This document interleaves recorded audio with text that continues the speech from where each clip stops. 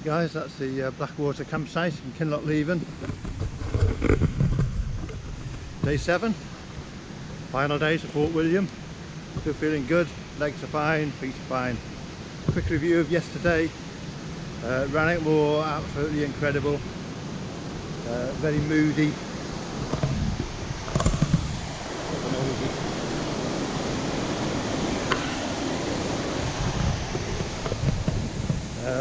Going up Devil's Staircase. If you've already come up Rannoch Moor, it's a bit of a pull, but if you're used to mountain excuse me, if you're used to mountain walking, it's not really a problem. It's not that steep. The only problem was it rained all day and it got light at times in the morning, but in the afternoon, as I was going up Devil's Staircase and across to Kinlochleven, it was just driving rain, and it just saps your energy a little bit. When I had wet feet for the first time, it was going down past my laces. I was walking through streams and all sorts. Very wet day, but cracking scenery. That track down to Kinlochleven is 2.5 miles.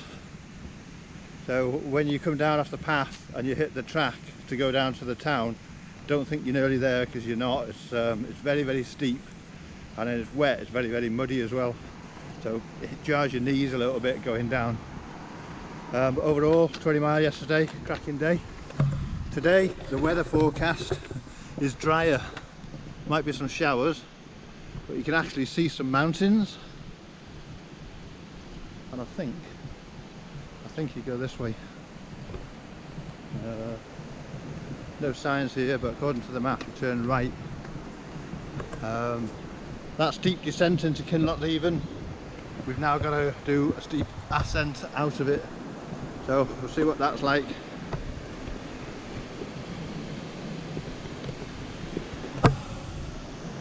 I'm not sure what time it is. Have a quick look, excuse the camera shake. Quarter to 8, so we'll carry on this way. Yeah, to pick the West Highland way up, you just walk out of town, just keep following the main road, and I've seen this sign quite a few times on photographs and videos. Time to start the climb.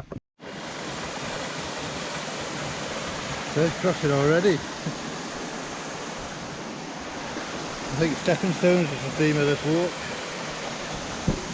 Nice bit of a climb. Looking back at Kinlochleven, this is a bit of a relentless climb, but look at those views. Whew. Let's get some sweat running and the heart pumping. Nowhere near the top yet. Now, in my opinion, that climb is tougher than the Devil's Staircase, and I've got fresh legs today. I'd already done 11 mile by the time I tackled the Devil's Staircase yesterday. Whew. Getting a bit breezy up here.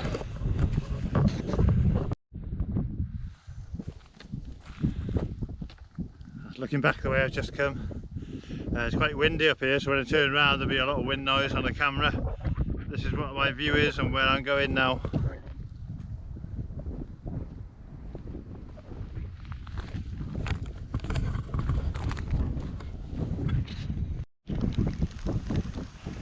So much for the drier day. I've been chucking it down.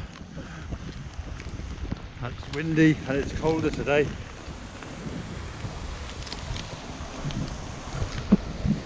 And of course, well, I can still see the mountains at the moment, but the view's closing in a bit. So it is what it is. At least I've seen the mountains. What have we got coming up here? A long and winding road. It's not looking great ahead of me weather-wise. Soaked already. Ooh, rather black. Stop raining. Brightening up a little bit. These are the famous ruins that I can't pronounce.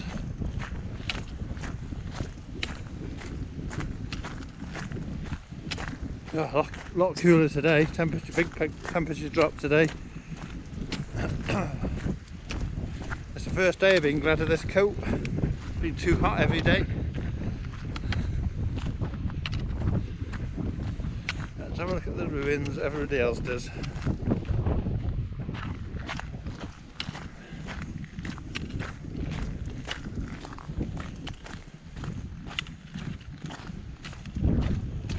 This must be some place to live. Dangerous building.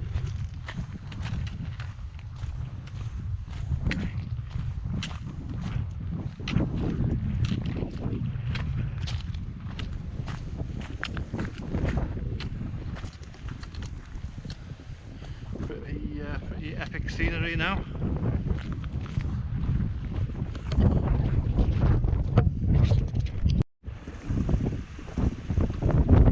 Really windy now.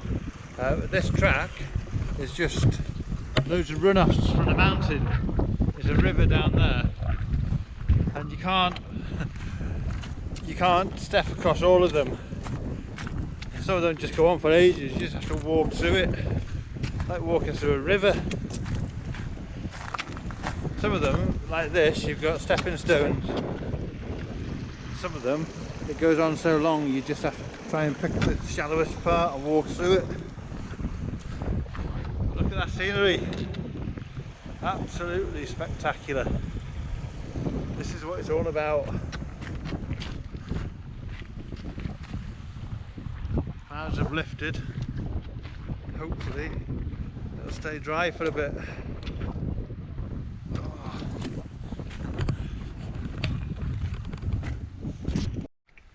Bit of respite from the wind. Just dropped in the lee of this mountain. When I go around the corner, it's going to hit me again. I nearly had a stone roll under my foot then. I can't tell you how spectacular this is. Cattle gate there, stop any livestock getting out.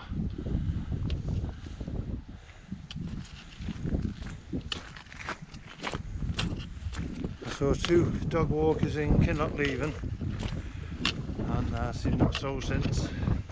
Fantastic. But when it's windy, why is the wind always in your face and never behind you? There's a question to consider. Answers on a postcard.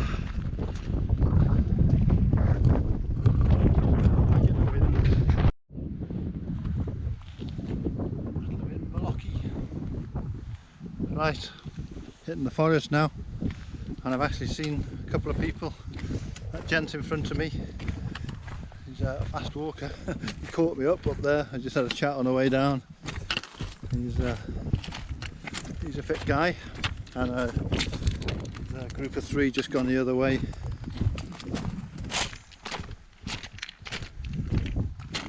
Out of the wind a bit down here. There's one stage up there, you can hardly walk against the wind.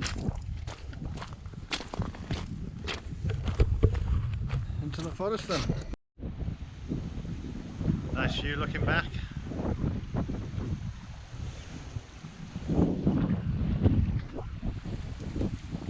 Heading up this way.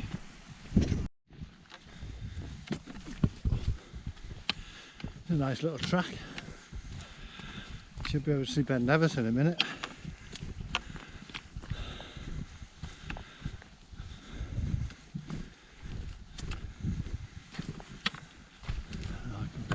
We'll bring you back when we get to the end, because that's the start of it, and then it goes up.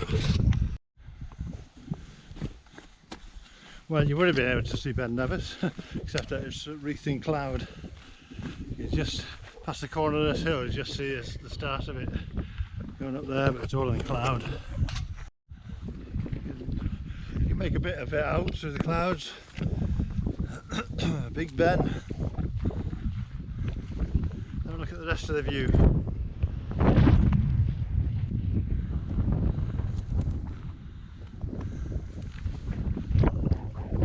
Some more cloud coming in.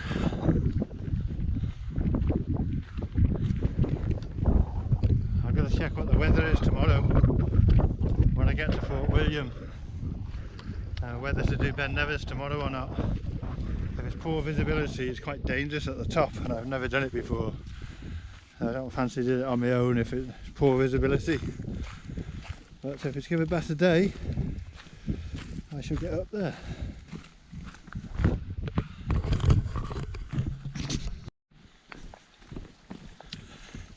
It's just stopped raining again. It rained all the way for the last couple of miles.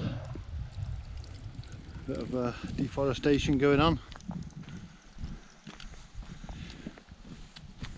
Would have been a lovely walk through the forest, but not anymore. Ben Nevis is there, apparently.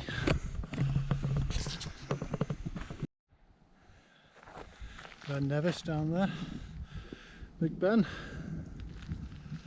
The clouds started lifting, so I thought I'd come into the detour to the fort. It's just starting to rain again. Clouds coming in, so I'm going to go back down. That's a steep pull, that. The fort's just up there, but the rain's coming in again. Trying to get the coat back on. That's the fort I was on the way up to, Dunderdale, but you can't see anything of Ben Nevis now. This is the track I've come down. Not that far, a couple of miles I think from Fort William.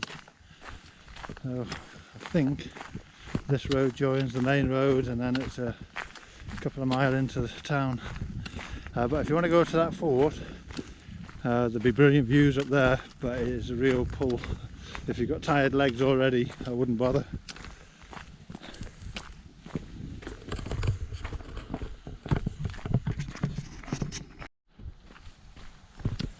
Absolutely incredible colours.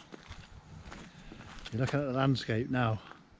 I can see dark greens, browns, oranges. See some really bright green trees there, down to yellows, and green down the bottom. Bit of sunshine at last in the distance. Wow. Still cloudy there. Ben's still got his hat on.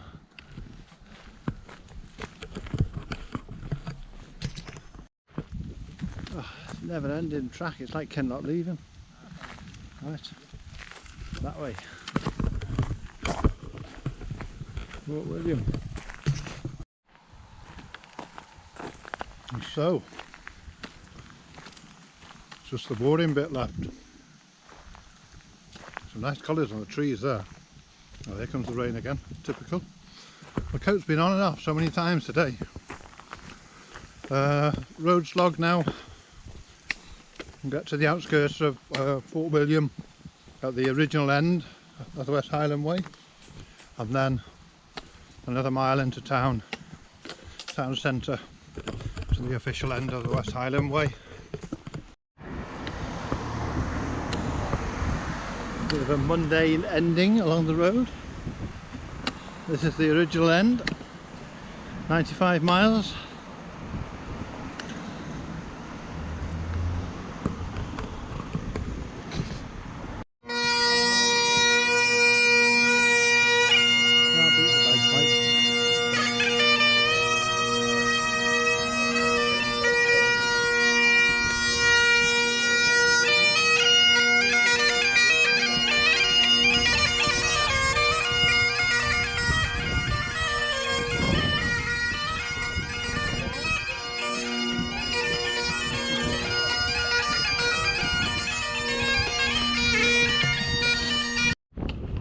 Breaks to the clouds just as I pass the finish line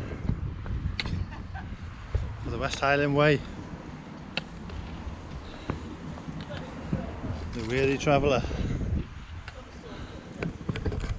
and the West Highland Way.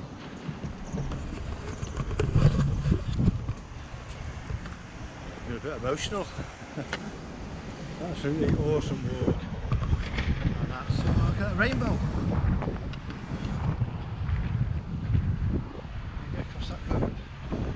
That rainbow over the loch.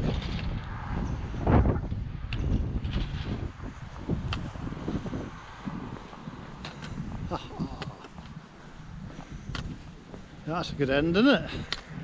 The sun comes out and I get a rainbow. skint now, so if I swim across there I can get a pot of gold. Hi guys, just a summary of the West Highland Way. I've been there, I've done that, and I don't know if you can see that, I've got the t-shirt.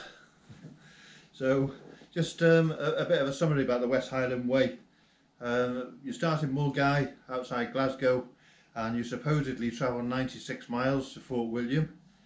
That 96 miles is not 96 miles, it might be on paper, but you walk a lot further than that. So if you're doing the West Highland Way, be prepared to walk 100 miles over, definitely, especially along Loch Lomond. What's supposed to be 15 miles turns into 18, etc. Every time you go off route to a town or to a pub or whatever, the mileage adds up. So it's 100 miles. I did it over 7 days. Next time, if I do it again, I would do it over 6 days. The sections I did, first day, I don't think there's much point in stopping in Drimmen. 3 hours walking and you're at Drimmen. So Balmahar at the very least, you've got the Oak Tree Inn. I camped and just went past Balmahar. Connick Hill, nothing major to worry about walking up, but it is very, very steep. After a 20-mile day walking down, it is hard going. So if you've then got another couple of miles to one of the campsites, just be aware that it's quite a long day. I stopped in Tyndrum after I left Benglass. Next time if I did it again, I would stop there for lunch and I would carry on to Bridge of Orkney or Inverdoren Hotel and make that another 19 miler. It's quite easily comfortable in 6 days. Heavy pack, that's what did me. I had a shoulder injury and that pack was just too much. I got to, where was I, Inversnaid Hotel, and I was in agony. And I sat there for an hour in a pub and my shoulder was awful. And it started off okay the next day, and then the further you went, the heavier your pack would get. So I ended up getting baggage transfer from Benglass, and I think that's the way I go next time. If you are carrying a heavy pack, I didn't do enough training with a heavy pack before I went. Most of my walks I had my ordinary 33 litre pack. So if you're taking a heavy pack, top tip, use it and wear it for all day hikes before you go, for a number of weeks before you go, and get used to the pack. Footwear, loads of questions on Facebook about what footwear to wear for the West Highland Way. I didn't get one blister, I didn't have any problems with my feet, didn't have any problems with my legs. The first 2 days along Loch Lomond were the hardest, and I just felt a bit achy, like as if I'd had a day out in the mountains, and then the next day after 10 minutes that goes again. From day 3 I didn't even get achy legs. So what footwear should you wear? It's up to you, but whatever footwear you wear it non-stop for weeks before you go. I used Innovate GTX 345s, and they're a bit of a cross between a trail shoe and a boot. They have got a bit of added height at the sides by the ankles to support, they're low at the back, and they're very, very lightweight, and they were fine for me. But if you take my advice and wear them, they might not be fine for you. So footwear, before you go, work in them, live in them, do everything in them for weeks before you go, and break them in if they need breaking in, but just get used to wearing them all day.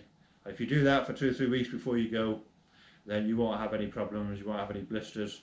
I took Compeed plasters, Compeed lotion, whatever, and I didn't need it once at all.